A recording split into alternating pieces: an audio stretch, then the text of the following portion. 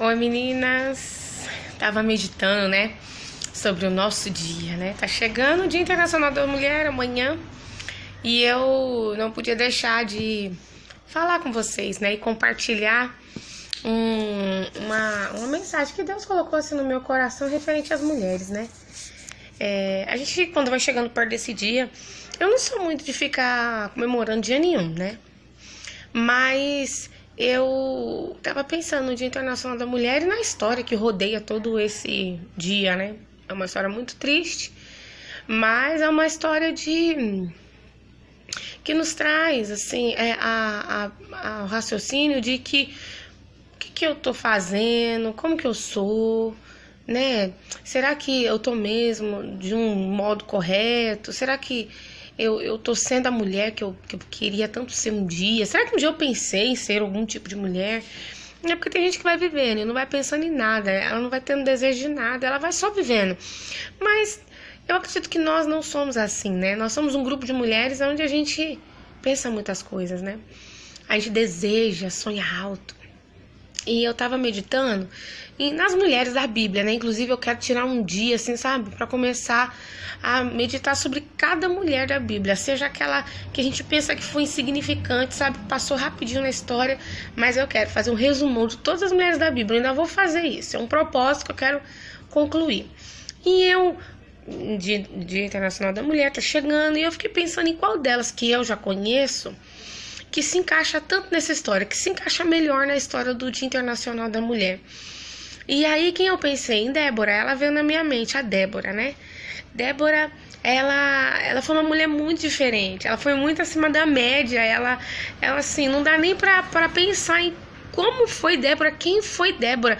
Tem pouquíssima coisa que fala de Débora, só tem quem era o marido dela e onde que ela ministrava as sessões que ela fazia com o povo, não tem mais nada, e ela ficou marcada na história como uma mulher muito destemida, e o Dia Internacional da Mulher rodeia através disso, de mulheres destemidas, mulheres que lutaram, né, por uma causa muito, muito grande para a época delas, e Débora foi a mesma coisa. É muito interessante você pensar em Débora, porque tem muitos pontos na história de Débora, ela pode nos ensinar muitas coisas. Primeiro lugar, o nome dela, né? O nome dela, antigamente as pessoas, elas tinham nomes proféticos, né? Elas não tinham nomes comuns, assim, tipo, os pais davam nomes que determinavam quem elas iam ser, ou deixava marcado o período em que a criança nasceu. E aí eles escolhiam um nome. O nome de Débora significa abelha. E aí eu fui pesquisar sobre a abelha, o que a abelha é, quais são as características da abelha, porque a gente sabe ali algumas coisas da abelha, mas não sabe o profundo. E eu observando eu fui estudando ali sobre quem são as abelhas, e dentro de uma colmeia são cerca de 4.000 a 6.000 abelhas fêmeas, e cerca de 400 abelhas machos, né, que são os zangões. E ela assim, e só existe a abelha rainha, né? E a abelha rainha, vamos colocar um pouquinho só sobre a abelha rainha, porque esse nome dela, rainha, não é dado porque ela manda. O nome rainha é dado porque ela produz, ela é a única abelha produtora. Foi ela que deu vida a toda aquela colmeia, vida física mesmo. Ela que produziu todas aquelas abelhas, inclusive os zangões. E é muito interessante que a abelha, a rainha, decide quantos homens ela vai ter e quantas meninas ela vai ter. É ela que decide. Não, agora essa ninhada aqui, um exemplo, falo ninhada, mas nem sei se esse é o nome, mas essa produção minha aqui de larvas, porque são o primeiro ovinho, depois viram larvas, depois que viram a abelha. Essa produção de larvas vai ser fêmea. Aí ela tem as fêmeas. Essa produção aqui vai ser macho. E ela tem os machos. Ela dá, assim, 1000 vezes mais meninas do que meninos. Não vamos colocar menino e menino. Por quê? As abelhas mulheres são mais trabalhadoras. Elas pegam no pesado. Os zangões, eles são. Mas não são tão produtivos quanto as mulheres. Quanto as meninas, né, da colmeia. E eu fico vendo, né, Por quê? Porque as mulheres, elas têm vigor, as mulheres, ela tem essa pegada, né? A mulher, Deus deu isso para ela, tanto que quando Deus olhou para o homem, ele viu que não era bom que ele está só. Ele fez a gente cheia de qualidades. Ele fez a gente cheia de capacidades, cheia de força para vencer muitos desafios. E eu fiquei observando aquela colmeia, né? E quando ela vai ficando velha já, quando ela vai ficando velha, ela já ordena as abelhas a ir lá no ninho e escolher uma abelha e começar a dar geleia real para ela, começar a alimentar ela de coisas só do mel, o mel mais puro que sai, que é o primeiro melzinho que elas extraem ali, que elas fazem.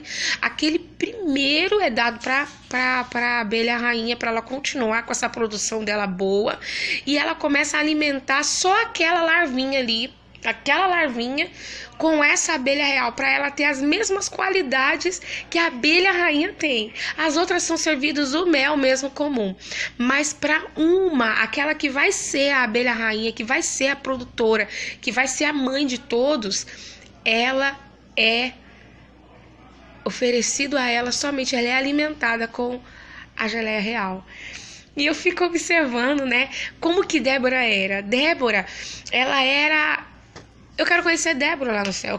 Eu quero lembrar dela para eu poder chegar nela e falar, eu quero conhecer quem é Débora. Porque ela era uma mulher casada. Ela não deixou que o ministério dela acabasse com o casamento dela. Quantas mulheres deixando o ministério acabar deixando o casamento acabar por causa dos seus ministérios? Quantas mulheres deixando o casamento em segundo lugar porque pensa que porque foi chamada para tal obra, então aquela obra, por ser, né, enviada por Deus, ela é principal? Não, o nosso lar é o principal lugar. É aqui que nós somos a rainha, é aqui que nós somos produtivas, é aqui que a gente produz, é aqui que a gente cuida, é daqui a gente sai lá pra fora. Então a Débora, a primeira coisa que ela nos ensina é que ela não deixou com que o ministério dela acabasse com o casamento dela, porque ela era esposa de Lapidote. E Lapidote, o nome dele significa tocha. Tocha, o que eu entendo com isso? Que na mão dele estava o fogo, na mão dele estava aquilo que tem força. O fogo tem força, o fogo destrói.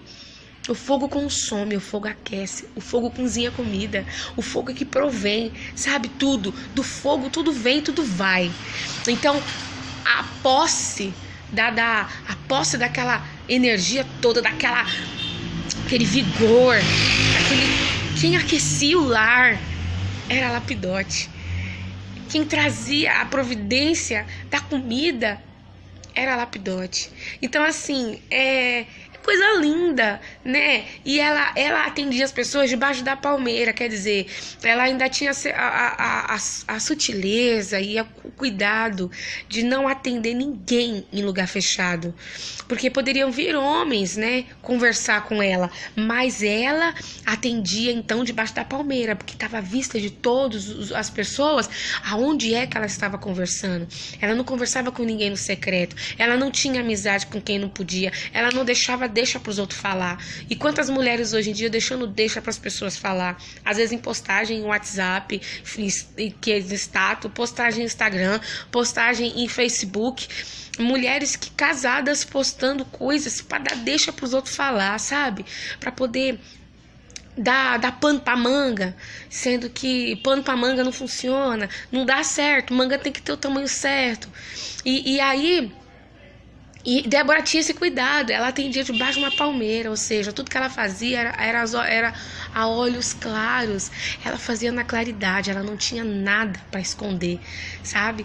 E outra coisa que me chama muita atenção é que no momento em que Deus passa para ela, vai lá e chama Baraque, que é o chefe do exército de Zebulon e Naftali, fala para ele vir até aqui, porque eu preciso que ele faça algo, eu preciso que ele vá lá e faça alguma coisa. Quer dizer, e ela vai lá e ele obedece a Deus e ela chama Baraque e ela passa para ele, porque é dele aquela ordem, é para ele, ela só foi a ungida, a profetisa que recebe de Deus e passa para o povo.